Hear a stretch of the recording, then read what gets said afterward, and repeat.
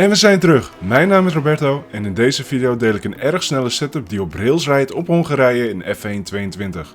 Deze setup is gemaakt voor alle patches naar 1.06 en met deze setup kun jij jouw rondetijden verbeteren en zoals altijd zijn mijn setups te gebruiken voor een race in F1 22. Laten we beginnen. Zoals gezegd kun je mijn setups gebruiken voor een race in My Team, Career Mode, Grand Prix en online races. En voor de vleugels heb ik gekozen voor 50-39 vleugels. Hongarije is een circuit waar je niet veel kunt inhalen en het is daarom belangrijk dat je goede en snelle rondjes kunt rijden, het liefst ook met een geweldige kwalificatie. En als dit niet lukt, dan heb je vaak mogelijkheden met een goede strategie. En daarom heb ik voor een setup gekozen waar je de snelste rondjes mee kunt rijden en niet voor een iets hogere topsnelheid, omdat je dan naar mijn mening gewoon te veel tijd verliest in de bochten. Het differentieel staat op 60 en 50%.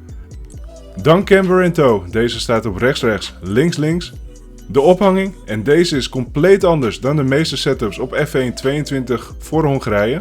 Ik heb de ophanging gezet op 1.7, 1.7 en 4.5. Ik heb gekozen voor een zachtere ophanging, omdat ik dat fijner vind rijden met sommige curbs, zoals bocht 4 en de chicane van bocht 6 en 7. De voorkant staat ook laag omdat ik zoveel mogelijk rotatie wil creëren en de achterkant zorgt ervoor dat de auto volledig in balans is en op rails rijdt. De rijhoogte staat op 4.5 en dit was voor mij ideaal met over de curbs rijden en bottomde ik nooit op het asfalt. De remmen staan op 100 en 50% en tot slot de banden, deze staan op 23,2 voor en 21,2 achter. Merk je dat de voorbanden nog iets te warm worden, dan kun je deze 1 klik lager zetten en je achterbanden kunnen waarschijnlijk 1 klik hoger. Het liefst wil je jouw banden zo hoog mogelijk hebben staan zonder dat ze te warm worden voor de ultieme bandendruk. Dan mijn hotlap. Dit was een ronde waar ik best tevreden over was en op het moment van rijden de 66ste tijd was op het leaderboard. Ik vind Hongarije volgens mij als een van de weinigen een erg leuk circuit en ik had veel plezier met het hotlappen op dit circuit. Ik heb uiteindelijk ook vrij veel rondjes gereden en dit was puur om de setup te proberen en te optimaliseren voor een raceweekend. Ik begon namelijk met een heel andere setup dat meer lijkt op de setups die je vindt op het leaderboard, maar uiteindelijk vond ik dat er meer verbetering in zou zitten als ik het helemaal om zou gooien. Dit heb ik dus gedaan en de grootste verandering zit hem dus in de ophanging.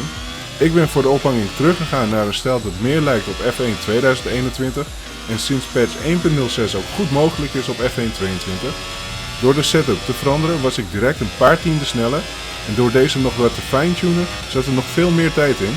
Want zoals je kunt zien was dit geen perfect rondje, ik verlies een paar keer tijd ten opzichte van mijn oude snelste ronde en ik zou nog wel 1 tot 1,5 tiende sneller kunnen. Maar voor nu vond ik het een prima ronde en vooral een prima tijd voor op time trial gezien de setup is gefocust voor een race. Als je voor F1 22 nog op zoek bent naar een manier om de perfecte moeilijkheidsgraad voor de AI te vinden, klik dan op de video die linksboven in je beeld verschijnt. In deze video geef ik je makkelijk hulpmiddel, zodat je op elk circuit de perfecte AI level vindt. En vind je deze video leuk? Geef hem dan een duimpje omhoog en abonneer als je dit nog niet hebt gedaan voor meer F1 22 setup video's. Bedankt voor het kijken!